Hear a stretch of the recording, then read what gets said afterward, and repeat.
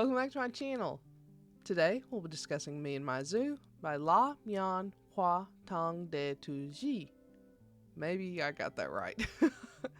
Before we get started, there will be spoilers, so if you don't want me spoiling this manhwa, go ahead and click off now. No worries, I'll catch you next time. Now for those of you left behind, let's go over some content warnings. There may be references to animal neglect, starvation, religion, coercion, violence, blood, embezzlement, attempted animal poisoning, breaking and entering, suicide, suicidal ideation, mental illness, hostage situation, mentions of quarantine and the pandemic, ageism, fat shaming, death, attempted kidnapping, and mentions of lollies and shotas, as these things do appear in the manhwa. Now, if that's all good with you, let's go and get started. Now, as always, let's start with synopsis. Duan has recently graduated from college. Unfortunately, the job market isn't all that fruitful for a fresh graduate, but his luck takes a turn when a relative passes away, leaving behind a derelict zoo in the hands of Duan. While it isn't much to look at, with most of the facilities in disrepair and the animals on their last legs, Duan has no choice and takes the opportunity to take over the zoo and bring it back to greatness. Thankfully, Duan isn't alone. He's inexplicably chosen by the heavens in the form of an app on his phone to take on the zoo under the Lingzhao Hope Project. This zoo will not be inhabited by just zoo animals, but by deities needing vacations or punishments in the mortal realm. As Duan works at the zoo, he's given missions by the app to complete and in turn is gifted with feed from the heavens, free facilities, and better yet, gods with animal forms to draw people to the zoo. Duan is sure his Wonder Park Zoo has every chance in the world to succeed if only he can wrangle these godly animals dispatched to him. That's easier said than done when his first divine animal, the three-legged crow Lu Ya, sent there as a punishment, acts more like a lord than a prisoner. Can Duan find the courage to command the great Lu Ya, or will he lose the zoo and what little pride he has left? I was pretty pumped to read this. I'm really drawn to these base building, civilization builder type stories, and to see there was one with the BL tag, I couldn't resist.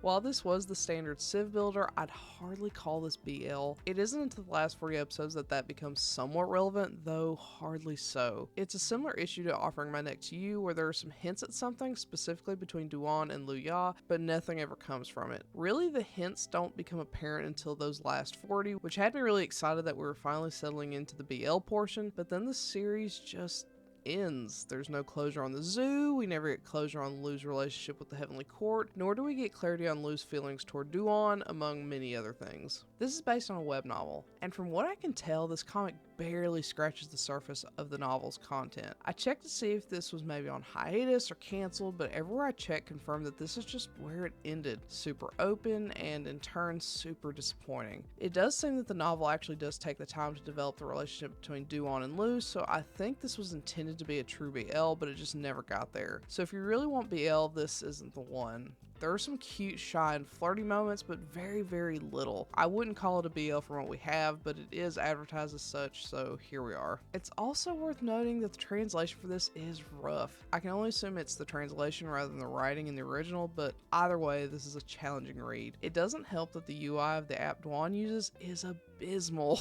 It can be very confusing to follow conversations, which loses all hope of humor that the series desperately tries to present. Follow that up with very specific references to Chinese mythology, and this becomes a web of content that's impossible to unweave. It probably doesn't help how unfamiliar I am with Chinese mythology, so some of that's probably on me for sure. Still, I'm confident that even those well versed in that topic would have difficulty discerning the meaning of some of these panels just because of how poor the translation is. Usually I like to start by talking about the art, since that's the first thing we see as comic readers, but I got a bit carried away with all the other elements of the series, so this time let's end with the art. The art's okay. It's clear that they reuse many of the drawings over and over again rather than drawing something new, and it's very inconsistent. The giant phones placed in their awkwardly positioned hands are hilarious, and the heavy outlining that turns them into stickers, and that probably makes it easier to reuse them over and over again, is a lot to look at. That's not to say it can't be pretty, there are many pretty moments, but they're surrounded with terribly designed UI, sticker-like poses that are reused time and time again, and just inconsistent proportions. It's a sour cherry on top of a melted sundae.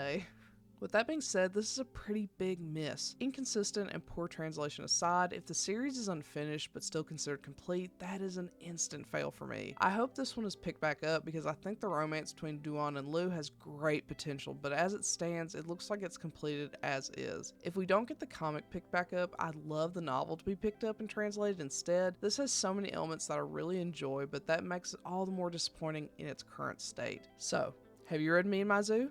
If so, what do you think? Do you agree with my assessment? Do you not? Let me know and comment below. Otherwise, I'll catch you next time. Bye!